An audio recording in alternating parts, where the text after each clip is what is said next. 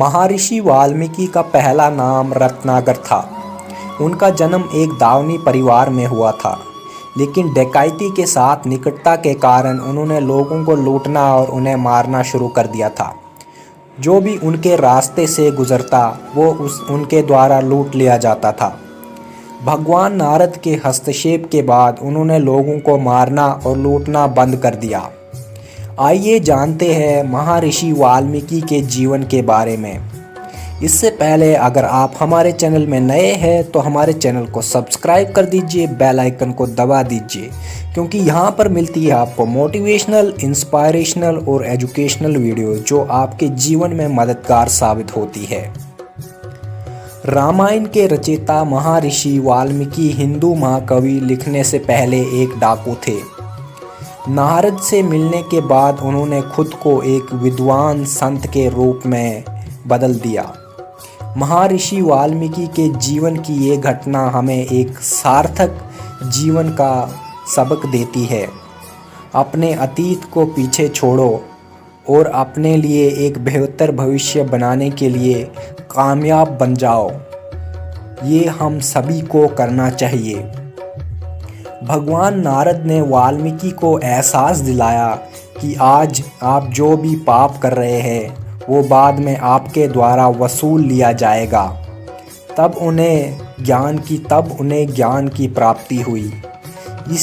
इस तरह हमें अपने अच्छे कर्मों को करते रहना चाहिए और बुरे विचारों और पापों से दूर रहना चाहिए। महर्षि वाल्मीकि ने वन में कई वर्षों तक तपस्या की।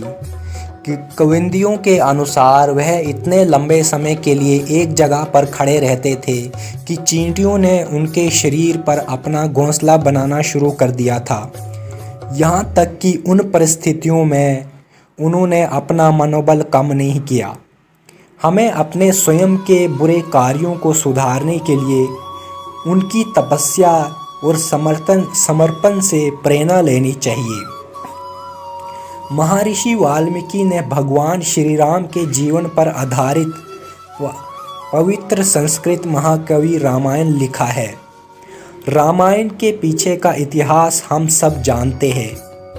इस प्रकार हमें कुछ करना चाहिए, जैसे कि महर्षि वाल्मीकि ने अपने नाम को दुनिया में अमर बनाने के लिए किया था। ऐसा माना जाता कि महर्षि वाल्मीकि ने पहला संस्कृत श्लोक तैयार किया था। उन्होंने स्वयं कवि रचना को प्रेरणा के बारे में लिखा था। एक बार महर्षि वाल्मीकि पक्षी के जोड़े को देख रहे थे।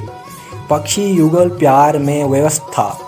तभी अचानक एक शिकारी ने तीर से एक पक्षी को नीचे गिरा दिया। पक्षी तुरंत मर गया। इस दृश्य ने महर्षि को बहुत हद तक प्रभावित किया। शिकारी के खिलाफ इस दर्द और गुस्से के बीच महर्षि ने एक श्लोक का उच्चारण किया, जिसे अब तक का पहला संस्कृत श्लोक माना जाता है। लोक कथाओं के अनुसार महर्षि वाल्मीकि का जन्म एक नागा जनजाति में हुआ था। उन दिनों के दौरान नागा जनजाति आर्थिक रूप से विकसित नहीं थी। वाल्मीकि की तरह हमें अपने जीवन, पंथ, रंग, पृष्ठभूमि की परवाह किए बिना बेहतर भविष्य की उम्मीद नहीं खोनी चाहिए। लिख दी जिसने कथा पवित्र सीताराम की, साथ ही बताई भक्ति राम भक्त हनुमान की। प्रेम भाई भरत और लक्ष्मण का अनूठा, कैसे माँ कौशल्या दशरथ से भाग्य रूठा। महर्षि वाल्मीकि जयंती की शुभकामनाएं।